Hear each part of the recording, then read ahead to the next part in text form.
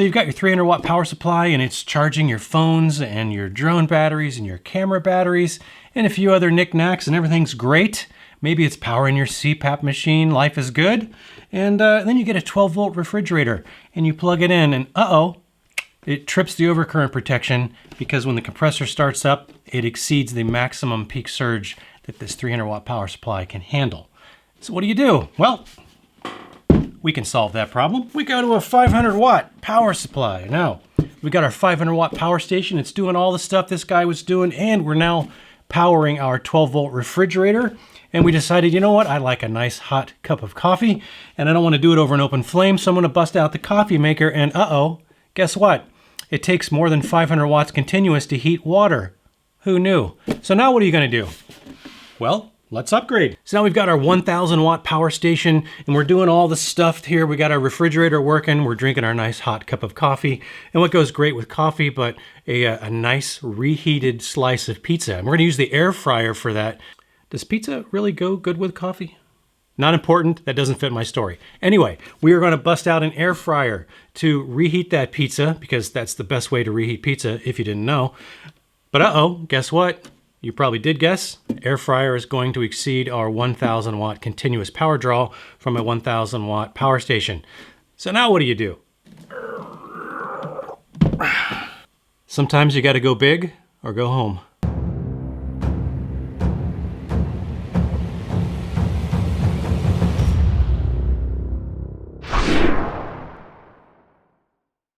This beast is the CAMPOWER 2000 watt power station from ACEVOLT. And this thing has got a lot of cool stuff going for it. But before we get into that, let's rewind and get this thing out of the box. All right, pretty sizable manual. Cable-wise, let's see what we get. All right, so we've got an MC4 to an Anderson connector here.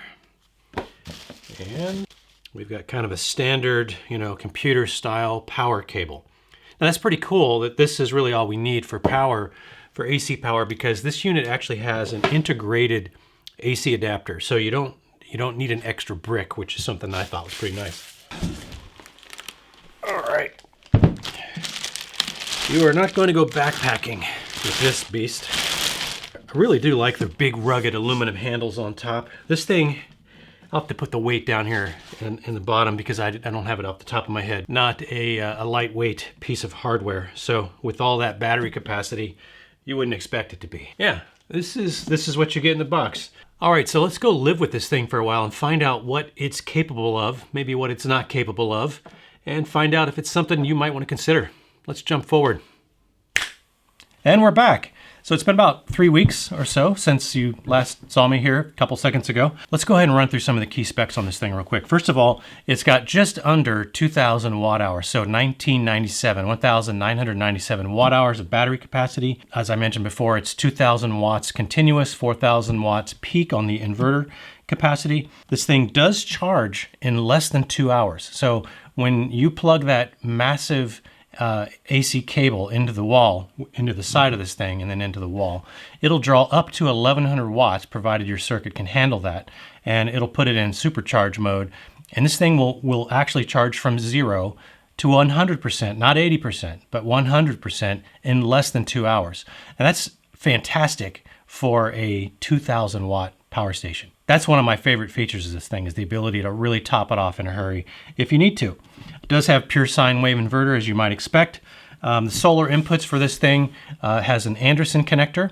So, and it does, as I showed you before, it does come with an MC4 to Anderson connector. So your solar panels if you do want to charge this thing with solar panels, you need something that's either going to take you to an MC4 connector so you can use the adapter they provide, or you need something that's going to take from whatever's on the solar panel, say an 8mm or 5.5mm, to either an MC4 connector or an Anderson connector. So an Anderson would be better because then there's one less cable to deal with. You can go right into the side of the unit. It is a lithium iron phosphate chemistry, so not just a straight lithium ion or a lithium ion cobalt like most of the Jackeries use. It's lithium iron phosphate. So instead of 500 to 800 cycles where you can, after that, you're still at around 80%, This thing is upwards of 3,000 or 3,500 cycles, I think is what the actual manual says.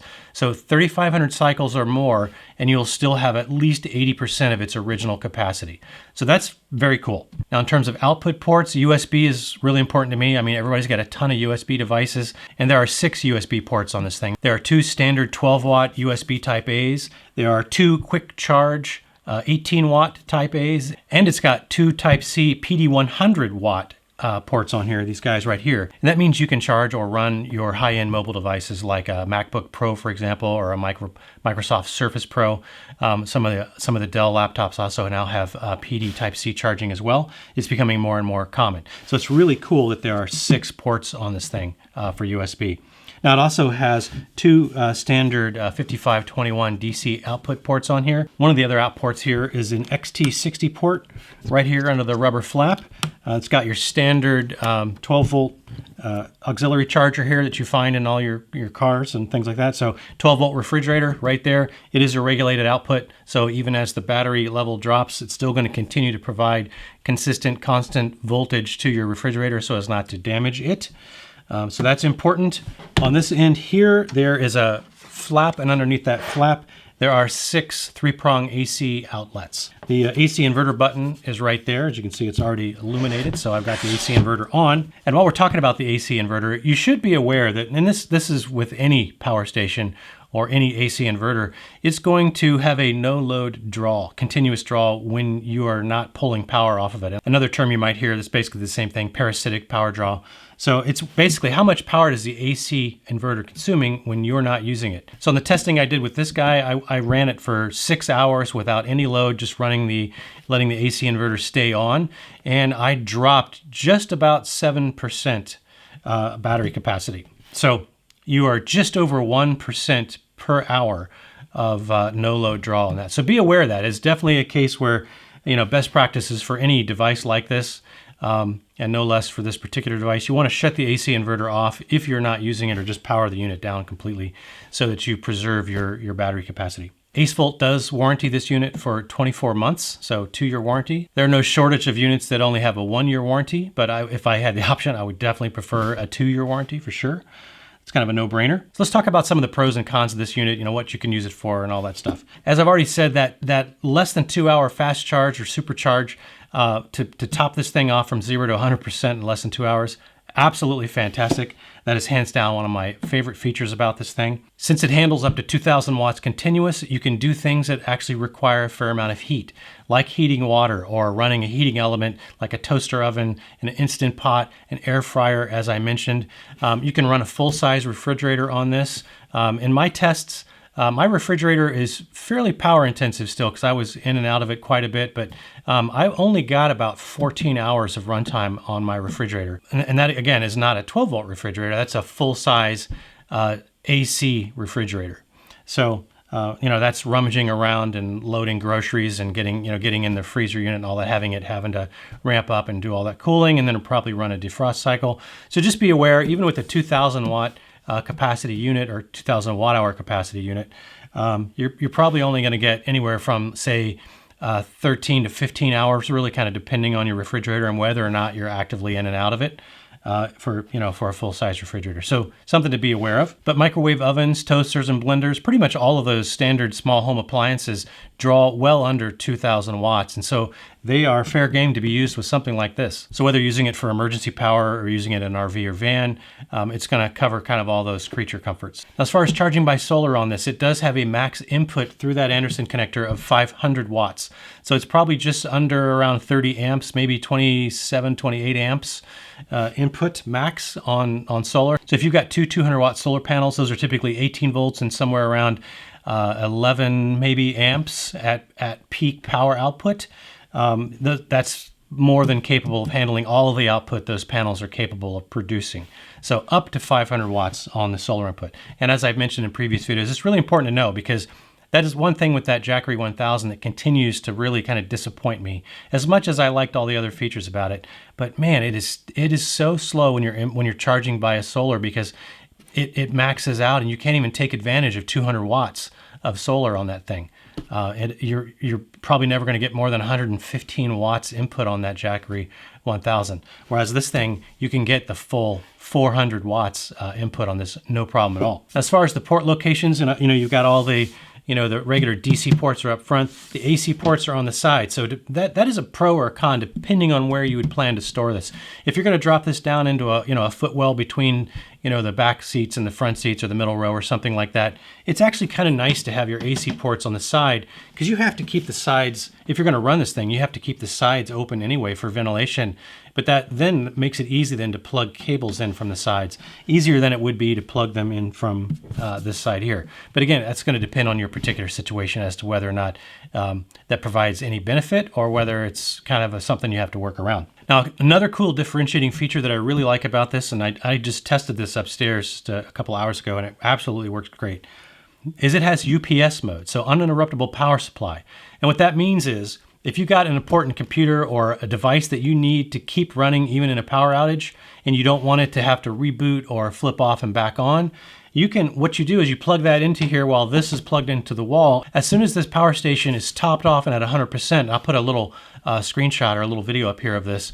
What you'll see is it will input-output. It'll track the voltage that the device is pulling, and it'll make sure that it is pulling that input through the AC pass-through to match that. So if it's 143 watts, it'll give the device 143 watts and make sure that's what it's pulling through the pass-through. So it's effectively in UPS mode. And then if you trip the power, or if for some reason the power goes out, it will flip over to battery mode within 10 milliseconds. So that is fast enough that it will not interrupt the operation of your computer, for example. And I did this with my desktop computer, not with my laptop. So I didn't have the safety net of my laptop battery. So I confirmed that this actually works as advertised. It's very cool. And that's a feature that I haven't seen on very many of these other power stations, and I really do like that on this particular one. Now, there are a few things about this that I would probably have done differently if I could have designed the unit. First of all, these plastic panels on the side that flip up. And I'll pull that around so you can see it. These plastic panels here, they're a little bit flimsy. I feel like they might pop off fairly easily or break off. I haven't had that happen yet, but I don't like having to dig under there to get to them.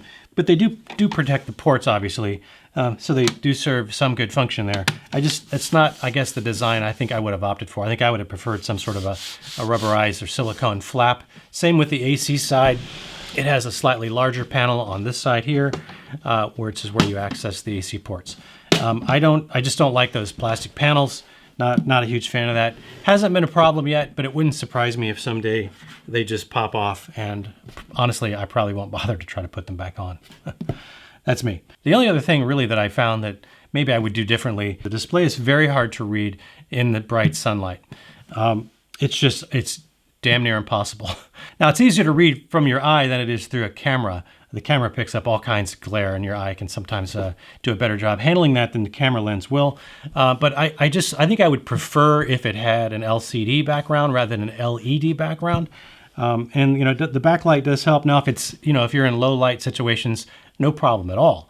You can see the display just fine. But in bright light, might be a little bit tricky. It's a minor issue. I just thought I'd mention that because it was something that I noticed as I was trying to do video outside in the sun. It was very difficult, but if you're not taking video, it's probably an absolute non-issue for you. I'd love to get some feedback from you guys in the comments below to find out if something like this is something you're more likely to use for emergency power only, or if this would be something more like your daily power source for something like, RV or car camping and that sort of thing. And if you're using it like that, what kinds of devices do you need to power with this thing other than things that I probably already mentioned? I'm sure there are things out there that I haven't thought of. And I'd be curious to know that because maybe I can test those things in the future for you. So what's my bottom line on the CAMPOWER 2000? I really find it well built. I think the design is intelligent. I love the fact that it's got a UPS built in. I think that's a very cool feature and that you don't see in most other devices in this class. I also love the fact that you can supercharge this thing in 0 to 100% in 2 hours. That's one of my most favorite features of this. It's also very quiet. The fact that it's got these massive aluminum handles on top is also very handy, because at just under 50 pounds, this is definitely a two-hander. Now, I do try to read all of the comments, so if you have any questions about this thing, or use cases that I haven't mentioned that you're curious about, or questions with solar and how it all works, I'm happy to try to answer that stuff to the best of my ability if you want to leave those in the comments below. So I hope you found some of this information useful. If you did, please consider giving me a thumbs up. I would really appreciate that. And consider subscribing if you're not already a subscriber. I've got a lot more content coming. Some of it is solar, some of it is power station, and then I've got a few other things coming that are going to be pretty cool here in the weeks ahead. So stay tuned for all that. Thanks for sticking with me. I hope to see you in the next one. Until then, have fun out there.